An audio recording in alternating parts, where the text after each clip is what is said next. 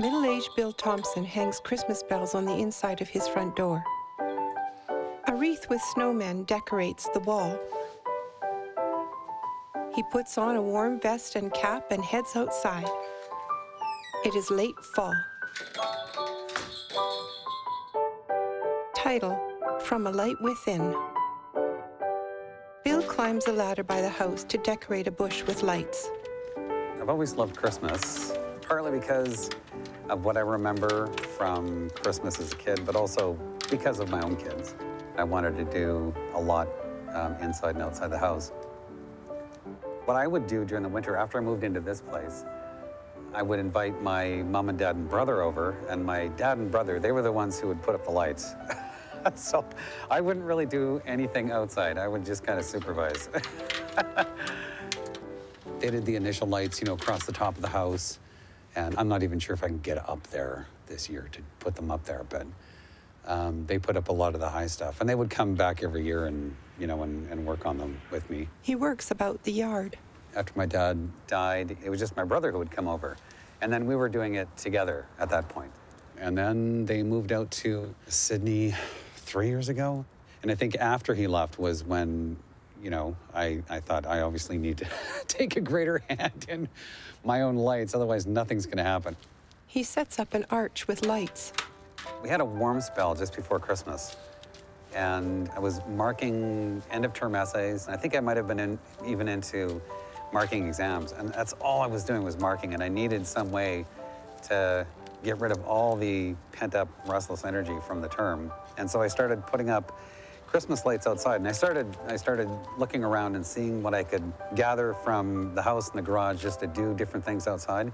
So one of the things that I did that first year was I built an arch over the sidewalk, and I made it's just sort of a front of what looks like a building.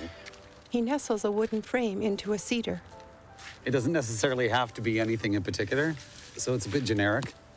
It being a stable, it's, it certainly reminds me of the Christmas story, but I can also just just be a barn. The stable stands ready, strung with lights. So most of this stuff has a bit of a history, but I'm pretty sure Don gave me this a few years ago, so he asks me about it every single year, so I always make sure that I have it up. Bill hangs a wicker ball by the door. He's always been the one who has loved Christmas the most. And he's always loved putting up lights. And for years, he was living at my parents' place, and he and my dad would put lights up. And my brother is very ill, and we're kind of expecting this is gonna be his last Christmas, and they're gonna come out here this year, so he would not be impressed if I didn't have lots of lights up.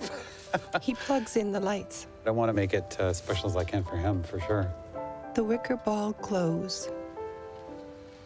He hammers clips to the house siding. I lost my sight in a car accident when I was 10.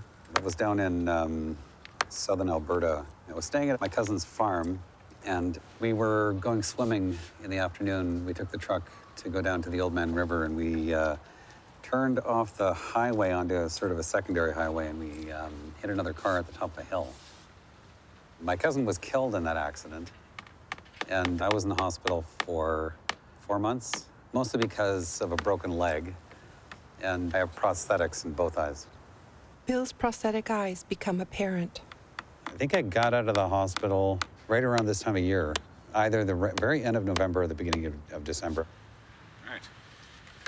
He unwinds a reel of lights and strings them along the house. I guess a lot of the things that had happened and a lot of the adjustments that I had to make, I made a lot of them fairly quickly and fairly easily, but it took years and years to understand the impact on me and on the family, my immediate family, and then, even the extended family, because it affected a lot of people. My cousin who was killed in the accident, his name was Graham, and his memory has been with me for, all the years since that accident. And it wasn't until going down to a funeral in McLeod last May and visiting the grave that it sort of struck me again that when he died, he was only 13. He was just a kid. And, you know, just with all the years and all the things that I had to go through in order to deal with my own loss of sight and his death, part of me forgot that. And then it was nice to be reminded of that, I guess. Bill climbs a ladder to the top of the front window. See, my kids do enjoy the lights, but I do think they think I'm obsessed or slightly crazy. And my obsession is very obvious to the world because nobody else around here does lights like this. He affixes lights to the window frame. This is the part my brother used to do all the time. He's a year and a half younger than me, and we do stuff in the yard together. The last time I was out at the coast, he was working on a gate, and we were trying to figure out a way to level off this one spot. It's stuff like that, or we play cards. He loves playing games, so we play a lot of cards when I'm out there. Winter arrives. The leaves have fallen and the snow gently blows. Donald visits for Christmas. Bill turns on the lights. So everything's on, so let's just go around and check everything. Well, the ones over by the tree were not. Okay, show me. We have to walk around and show me. I could see till I was 10, so I mean, I do remember, the lights inside the house. Turning on the tree and turning out the lights and even lighting candles, just so the whole room was just sort of turned into this, very softly glowing light from the candles and from the tree. So I guess that's what I remember as a kid. I don't know. Okay, Donald, I plugged those ones in over here. Like I said, I do it more for my kids and more in the last couple of years for my brother, just because of what's going on with him. So maybe we can move the candy cane. You want to move this way? Yeah, but it's tied to at the moment, it's attached to the okay. branch, so I'm gonna take it off. Oh, I see it. Can we untie it? I'll get it. Dawn guides Bill's hand. There's all kinds of traditions. I mean, it's traditions that I remember as a kid, the traditions that, we've established with my own kids and their mom. And just, things that I come around to every year. There's just all this decorating inside and out. I'm going to attach the cord like right there. And then can you just take the whole string and see how far around the tree you can get? I always return to the Christmas story every year in some way, whether it's going to some kind of performance or reading it or watching, some show that deals directly with the Christmas story. Dawn drapes lights in the spruce. When I think about the nativity, and the birth of Christ, and the return of light, I mean, it ties up symbolically in that way. And I also think a lot about the solstice and sort of the darkening of the year and the turn after December 21st into, back into the movement, the long movement towards spring. Okay, remember if your throat starts bothering you, you have to go in, okay? Yeah. Okay. Darkness falls as they continue their work. For me, Christmas is a time to spend with my family, even quietly.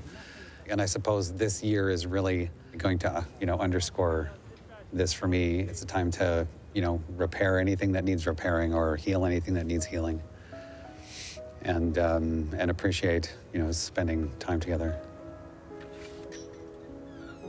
The brothers stand outside ready to share their work. Bill invites his daughters out into the night. Two young women emerge bundled in winter woolens.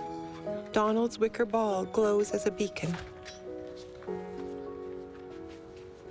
Multicolored lights twinkle around them as they pass under the lit archway to the front walk.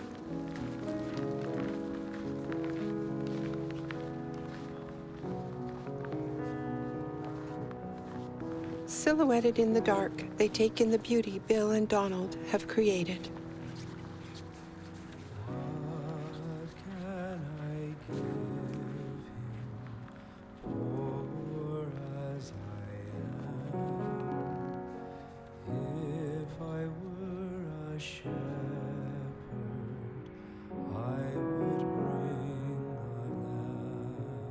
Created with the kind cooperation of William Thompson, Donald Thompson, Dana and Meredith Thompson.